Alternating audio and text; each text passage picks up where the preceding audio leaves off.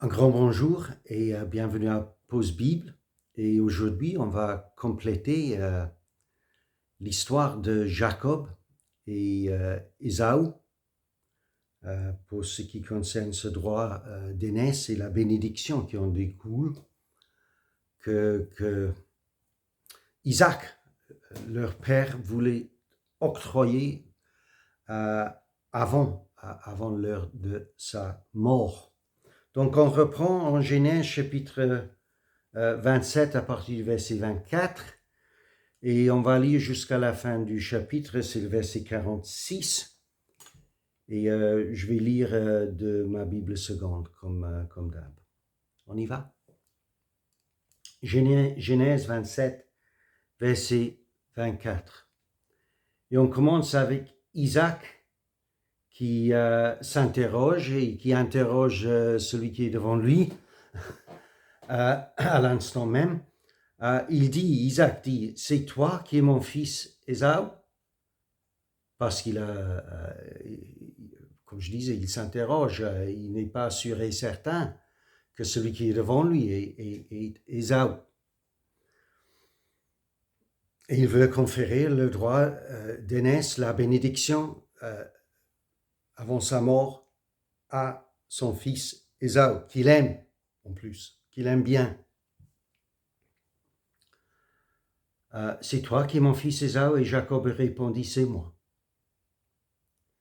Isaac dit, sers-moi et que je mange du gibier de mon fils afin que mon âme te bénisse. Jacob le servit et mangea. Il lui apporta aussi du vin et il but. Alors Isaac, son père, lui dit, approche donc et baise-moi mon fils. Jacob s'approchait et le baisa. Isaac sentit l'odeur de ses vêtements, puis il le bénit et dit, voici l'odeur de mon fils est comme l'odeur d'un champ que l'Éternel a béni. Que Dieu te donne de la rosée du ciel et de la graisse de la terre, du blé et du vin en abondance. Que des peuples te soient soumis et que des nations se prosternent devant toi. Sois le maître de tes frères et que les fils de ta mère se prosternent devant toi. Maudit soit quiconque te maudira et béni soit quiconque te bénira. Et avant de continuer, vous aurez peut-être compris que voilà la plus haute, la plus grande ironie qu'on puisse s'imaginer, parce que c'est bien Ésaü qui va maudire son frère Jacob. Isaac, il pense qu'il parle, qu'il s'adresse à Ésaü. Or, il ne le fait pas, il s'adresse à Jacob. Et il dit à Jacob, maudit soit quiconque te maudira, et ça sera en premier Ésaü, son frère. Vous voyez l'ironie là. Donc on continue au verset 30. Isaac avait fini de bénir Jacob, et Jacob avait à peine quitté son père Isaac, qu'Ésaü, son frère, revint de la chasse. Il fit aussi un mets qu'il porta à son père, il dit à son père, que mon père se lève et mange du gibier de son fils, afin que ton âme me bénisse. Isaac, son père, lui dit, qui es-tu? Il répondit, je suis ton fils aîné, Ésaü. Isaac fut saisi d'une violente émotion. Parce que la bénédiction, en fin de compte, ne dépend même pas de lui. Cela s'est échappé de lui maintenant. Il n'a plus de contrôle. La bénédiction a sa propre vie, si vous voulez. C'est pour ça que je parlais de la ressemblance entre cette histoire et les contes faits, dans ce sens-là. Que ce qui compte, c'est la bénédiction ou la malédiction. Et en fin de compte, ça dépend de personnes. que de Dieu, bien évidemment. Donc, on reprend, verset 33, Isaac fut saisi d'une violente émotion et il dit, qui est donc celui-ci qui a chassé du gibier et me l'a apporté? J'ai mangé de tout avant que tu vinsses et je l'ai béni. Aussi sera-t-il béni. Lorsqu'ils ont entendu les paroles de son père, il poussa de forts cris, plein d'amertume, et il dit à son père, bénis-moi aussi, mon père. Isaac dit, ton frère est venu avec ruse, et il a enlevé ta bénédiction. Isaac dit, est-ce parce qu'on l'a appelé du nom de Jacob, qu'il m'a supplanté 2 fois? Parce que c'est là encore, je vous rappelle la signification du nom Jacob. Jacob veut dire supplanteur ou, si vous voulez, usurpateur. Il a enlevé mon droit d'aînesse, et voici maintenant qu'il vient d'enlever ma bénédiction. Il dit, n'as-tu point réservé de bénédiction pour moi, mon père? Isaac répondit et dit à Ésaü, voici, je l'ai établi, ton maître, et je lui ai donné tous ses frères pour serviteurs. C'est fait, je l'ai pourvu de blé et de vin. Que puis-je donc faire pour toi, mon fils? Ésaü dit à son père, n'as-tu que cette seule bénédiction, mon père? Bénis-moi aussi, mon père. Et Ésaü éleva la voix et pleura. Isaac, son père, répondit et lui dit, voici, ta demeure sera privée de la graisse de la terre, pas trop promettante comme bénédiction, n'est-ce pas? Mais on continue. Ta demeure sera privée de la graisse de la terre et de la rosée du ciel donnant. Tu vivras de ton épée, et tu seras servi à ton frère. Mais, en errant librement, ça et là, tu briseras son joug de dessus ton cou. Donc, il y a une petite étincelle là, d'espoir. 41. Ésaü conçut la haine contre Jacob à cause de la bénédiction dont son père l'avait béni. Ésaü disait en son cœur, les jours du deuil de mon père vont approcher et je tuerai Jacob, mon frère. Bon, je ne sais pas si Rebecca peut entendre son cœur, mais nous lisons dans le verset suivant qu'on rapporta à Rebecca les paroles d'Ésaü, son fils aîné. Donc, il ne dit pas simplement son cœur, il verbalise, il me semble. Mais voilà, peu importe. On rapporte à Rebecca les paroles d'Ésaü, son fils aîné. Elle fit alors appeler Jacob, son fils cadet, et elle lui dit, voici Ésaü, ton frère, veut tirer vengeance de toi, en te tuant. Maintenant, mon fils, écoute ma voix, lève-toi, fuis chez Laban, mon frère, à Haran, ce mec que nous avions déjà rencontré lors des fiançailles d'Isaac et Rebecca. Donc, Jacob doit fuir chez son oncle, frère de sa mère, Laban. Et Rebecca dit à Jacob, reste auprès de lui, verset 44, reste auprès de lui quelque temps, jusqu'à ce que la fureur de ton frère s'apaise, jusqu'à ce que la colère de ton frère se détourne de toi et qu'il oublie ce que tu lui as fait. Alors je te ferai revenir. Pourquoi serais-je privé de vous deux en un même jour? Pourquoi est-ce qu'elle dit vous deux? La réponse est peut-être dans le dernier verset qui nous rappelle encore un élément dans cette histoire. Rebecca dit à Isaac, je suis dégoûté de la vie à cause des filles de Heth, qui sont maintenant les filles d'Ésaü, les femmes d'Ésaü plutôt, les femmes d'Ésaü. Si Jacob prend une femme comme celle-ci parmi les filles de Heth, bon, il va vers son oncle Laban, donc c'est pas inévitable. Parmi les filles d'Heth, parmi les filles du pays, à quoi me sert la vie?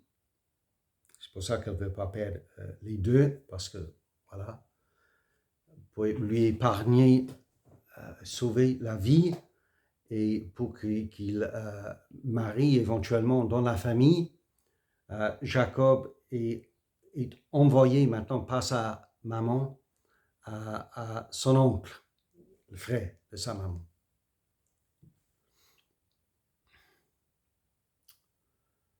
Voilà, je ne sais pas que c'est que nous pouvons ajouter ou rajouter à ce que nous avons dit la fois dernière au sujet de cette histoire. Peut-être l'essentiel se trouve en ce que j'ai déjà dit au cours de notre lecture là. C'est-à-dire que ce qui est précieux, c'est la bénédiction. Et la bénédiction vient de Dieu. Et la bénédiction dépend de Dieu. Et je répète, ça ne dépend même pas de celui qui la prononce, bien qu'il a vraiment un grand rôle à jouer, parce que sans lui, si on parle de droit d'aînesse, si on parle de bénédiction avant la mort de quelqu'un, c'est cette personne-là dont on parle, qu'on parle. Mais Isaac lui-même est bien conscient. Notez bien ceci. Isaac lui-même est bien conscient. Il sait bien qu'il y a une dimension spirituelle qui ne regarde pas l'homme lui-même. L'homme a son rôle, a sa part à jouer, mais la bénédiction elle-même, la puissance, le pouvoir qui reste derrière, celui de Dieu.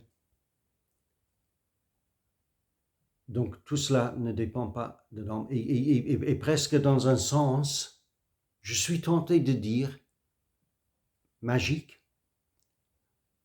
parce que ça ne dépend pas de l'homme. Presque dans un sens magique. La bénédiction, la malédiction ont leur propre puissance, pouvoir.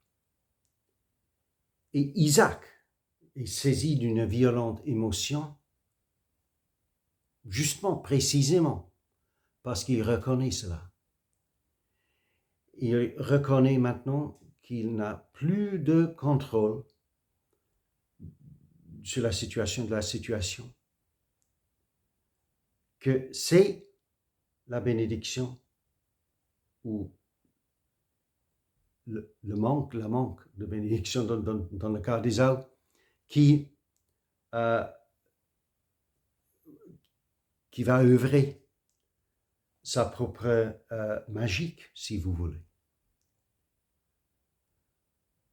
dans ce sens-là.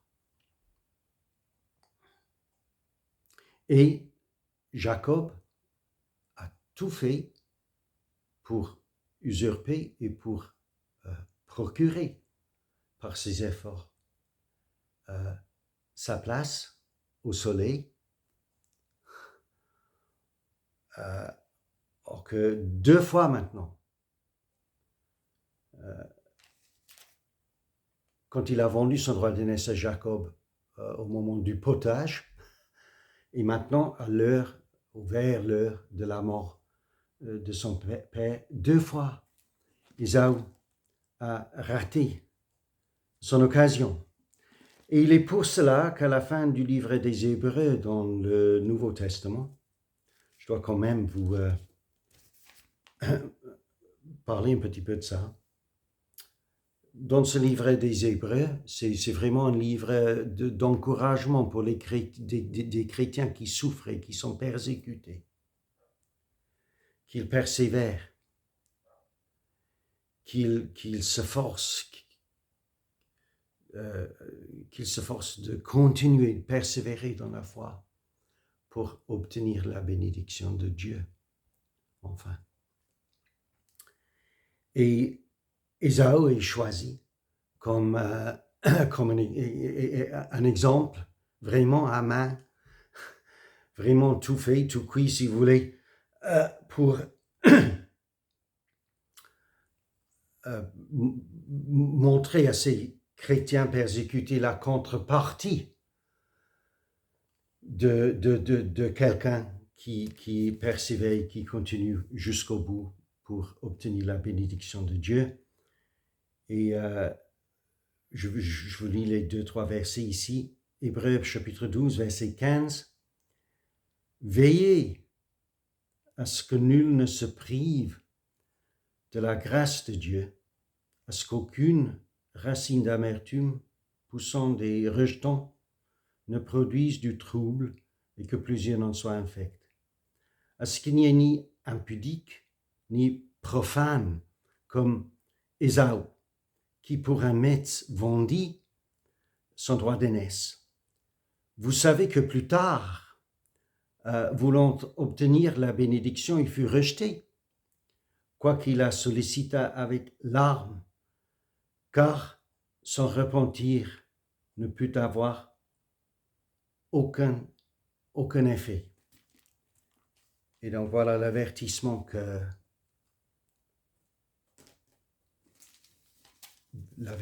d'Ésaü, l'exemple mauvais d'Ésaü. Et nous avons, je crois, dépassé notre temps encore. Donc, je vous laisse avec ça et je vous dis à très bientôt.